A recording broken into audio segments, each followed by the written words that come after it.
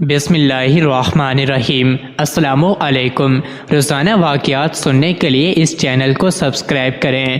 ایک روز حضرت جبرائیل علیہ السلام تنہا بارگاہ رسالت صلی اللہ علیہ وسلم میں بیٹھے ہوئے تھے کہ اچانک آسمان کا کنارہ شق ہوا۔ نبی کریم صلی اللہ علیہ وسلم نے دیکھا کہ جیسے ہی آسمان کا کنارہ شق ہوا، جبرائیل سمٹنا شروع ہو گئے، سر زمین پر رکھنے لگے، یعنی اس قدر جھکے کہ یوں لگتا تھا گویا سرزمین کو لگ رہا ہے، اور ان پر تواضع اور عاجزی، خوف اور گھبراہٹ کے آثار نمایاں ہونے لگے۔ حضرت جبرائیل علیہ السلام اسی حالت میں تھے کہ انسانی شکل میں ایک فرشتہ حضور صلی اللہ علیہ وآلہ وسلم کے پاس نمودار ہوا۔ فرشتے نے عرض کیا، اے محمد صلی اللہ علیہ وآلہ وسلم، آپ کا پروردگار آپ پر سلام فرماتا ہے اور آپ کو اختیار دیتا ہے کہ آپ چاہیں تو آپ کو بادشاہ پیغمبر بنا دیا جائے، اور اگر آپ چاہیں تو آپ بندہ منش پیغمبر کی طرح زندگی بسر کریں۔ اس فرشتے نے جب یوں اللہ عز و جل کا پیغام پہنچایا تو حضور نے کچھ توقف فرمایا اور سوچنے لگے، بالآخر سامنے گردن جھکائے عاجزی کے ساتھ بیٹھے۔ حضرت جبرائیل علیہ السلام کی طرف دیکھا۔ حضرت جبرائیل علیہ السلام سمجھ گئے کہ حضور صلی اللہ علیہ وسلم اس معاملے میں مجھ سے مشورہ طلب فرماتے ہیں۔ عرض گزار ہوئے، اے اللہ کے رسول صلی اللہ علیہ وسلم، بندگی اور عاجزی اختیار فرمائیں۔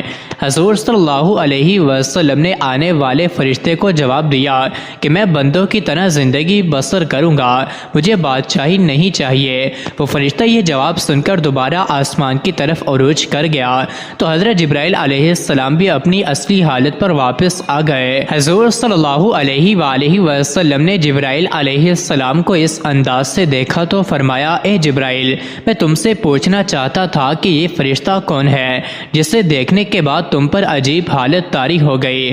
حضرت جبرائیل علیہ السلام نے عرض کیا کہ یا رسول اللہ صلی اللہ علیہ وآلہ وسلم، یہ فرشتہ حضرت اسرافیل علیہ السلام ہیں۔ جس دن سے اللہ تعالیٰ نے انہیں پیدا فرمایا ہے، یہ تجلی الہی کے حضور کھڑے رہتے ہیں اور اپنے دونوں قدموں کی صف باندھ کر کمال خشوع سے کھڑے رہتے ہیں، حتیٰ کہ اپنی آنکھ کبھی اوپر نہیں کرتے، اور ان کے پروردگار کے درمیان اس حالت میں قریب بھی ہو جائیں تو جل جائیں۔ ان کی ڈیوٹی صرف یہ ہے کہ لوح محفوظ ان کے روبرو رکھی ہے اور انہیں اس لوح کی پوشیدہ چیزوں کی اطلاع دی گئی ہے۔ جب بھی اللہ تعالیٰ کا ارادہ اس سے متعلق ہوتا ہے کہ زمین و آسمان میں کوئی چیز واقع ہو تو وہ لوح خود بخود بلند ہو جاتی ہے اور حضرت اسرافیل علیہ السلام کے سامنے پہنچ جاتی ہے، اور یہ یعنی حضرت اسرافیل علیہ السلام اسی وقت اس لوح کو دیکھ لیتے ہیں اور اس مقدر یعنی کام کو دریافت کر لیتے ہیں۔ اگر وہ کام میرے متعلق ہو تو وہ مجھے حکم کرتے ہیں، اور اگر وہ میکائیل علیہ السلام کے متعلق ہو تو ان کو کرنے کا حکم دیتے ہیں، اور اگر ملک الموت سے متعلق ہو تو انہیں حکم مل جاتا ہے۔ حضور صلی اللہ علیہ وآلہ وسلم نے فرمایا، میں نے جبرائیل سے پوچھا، آپ کس کس کام پر مقرر ہیں؟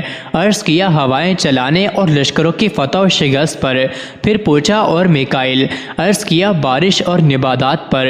پھر پوچھا، اور ملک الموت؟ عرض کیا، روح قبض کرنے پر۔ حضرت جبرائیل علیہ السلام نے مزید عرض کیا، جب اسرافیل علیہ السلام نیچے آئے تو میں نے خیال کیا کہ اب قیامت قائم ہونے کا وقت ہے، اور ڈر گیا، اور میری حالت میں جو تبدیلی آپ نے دیکھی ہے وہ اسی ڈر کی وجہ سے تھی۔ حضرت اسرافیل علیہ السلام اللہ کے وہ معزز فرشتے ہیں جو اپنے منہ میں سور لیے ہوئے ہیں کہ جیسے ہی انہیں حکم ہوگا یہ سور پھونک دیں گے اور یہ قیامت کے قائم ہونے کا دن ہوگا۔ اوپر بیان کردہ روایت کے مطابق حضرت اسرافیل علیہ السلام اس حوالے سے تمام فرشتوں سے افضل ہیں، کیا قرب و منزلت اور لوح محفوظ کی پوشیدہ چیزوں پر مطلع ہونے میں سب سے آگے ہیں، یہاں تک کہ حضرت جبرائیل، میکائیل و عزرائیل علیہ السلام پر بھی حکم چلاتے ہیں۔ لیکن اگر وہی الہی اور شرع نازل کر کے نوع انسانی کی تکمیل اور اس نوع کے افراد کی آخرت کی اصلاح، انوار و برکات کے ساتھ عبادت گزاروں اور اطاعت شاروں کی امداد اور ظالموں اور فرعونوں کو ہلاک کرنے کے لحاظ سے دیکھا جائے تو حضرت جبرائیل علیہ السلام بزرگی میں افضل ہیں، لیکن یہ فضیلت مطلقاً نہیں بلکہ خصوصاً ہے۔ مزید ایسی ہی ویڈیوز کے لیے چینل کو ضرور سبسکرائب کریں۔